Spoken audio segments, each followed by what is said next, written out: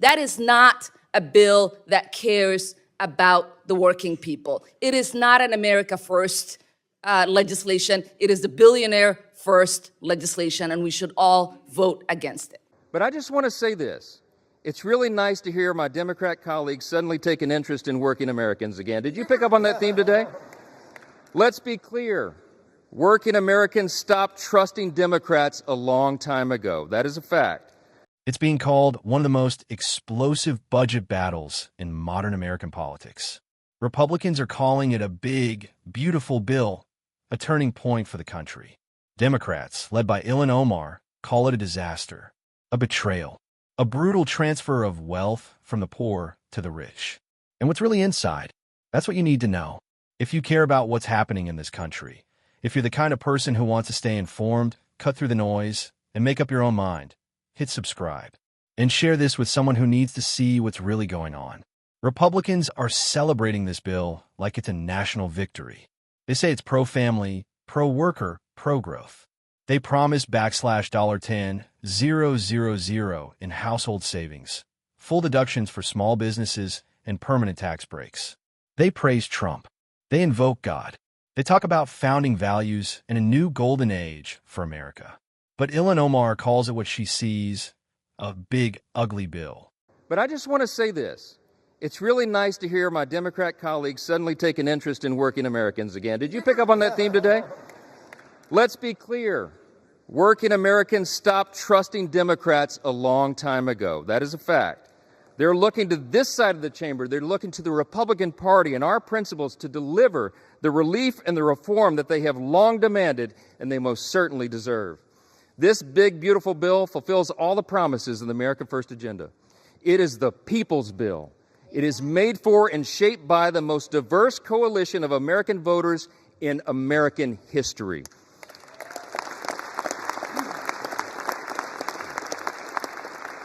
Today, we are making the dream of a government that puts the American people first a reality. A reality. I would need this entire notebook to tell you all the great things in the big, beautiful bill. It is aptly named, but I'll just tell you a couple of the highlights. Record tax cuts for hardworking Americans.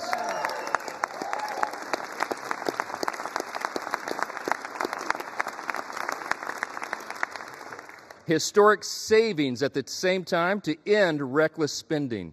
We got energy dominance coming back to power our future. We have a secure border to protect American families. We have a strong military to restore peace through strength. And we have a government that is now accountable and responsive to the people once again. That's what we're delivering. We hear the Republicans talk about big, beautiful bill. I think this is a big, ugly bill. Let's call it what it is. It is the largest transfer of wealth from the poor to the rich in U.S. history. This reconciliation package proposes devastating cuts to Medicaid and SNAP. My Republican colleagues will tell you that they are just going after waste, fraud, and abuse, but let's be clear. The only way to slash this much safety net spending is by making it harder for people to survive. Their changes will kick millions of Americans off their health care and nutrition assistance. That means more untreated illnesses, more hungry children, more preventable deaths. This isn't just line items in the budget. There are people's lives, the sacrifice of human dignity and of life itself. And for what? So that your billionaire friends can get nearly $300,000 in tax cuts? So we can expand tax breaks for corporations, hedge funds, and wealthy heirs? And that's not all.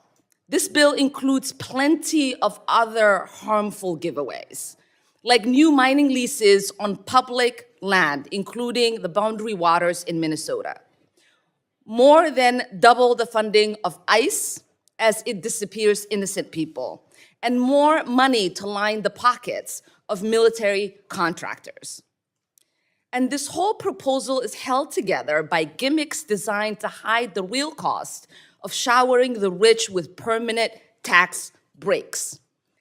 I say permanent tax breaks because the tax breaks that you have for working people in America are not permanent. Some of the most harmful provisions, like worker requirements, don't even kick in until Trump leaves office because you do not want the political package that comes with that, which is why you've been hiding from your constituents. This is not a serious budget. This is a green light for authoritarianism, for inequality to run rampant. It is a police state budget wrapped in billionaire tax cuts. And we have to be real with the American people. The breaks that they are telling you that you're going to have are not going to exist. If you make less than $50,000, you're gonna get a dollar tax break a day. If you are a billionaire, you are getting $700 tax break every day. That is not a bill that cares about the working people. It is not an America First legislation. It is the billionaire first legislation, and we should all vote against it. According to her, this isn't about family or freedom. It's about greed. She says it strips healthcare from millions by slashing Medicaid and SNAP. It gives billionaires $700 a day in tax breaks, while working Americans making under $50,000 get just $1. $1. She calls it a police state budget. ICE gets more than double its funding. Mining companies get public land access, including the pristine boundary waters in her home state of Minnesota. Military contractors cash out. Republicans defend it all, calling it common sense, tough love, and economic realism. Omar says it's cruelty disguised as reform. They say it's a spiritual revival. She says it's authoritarianism hiding behind a flag. And through it all, the question echoes. Who does this bill actually serve? The people or the powerful? Drop a comment. Let me know. And if you think the truth needs to be louder, subscribe, share, and keep watching.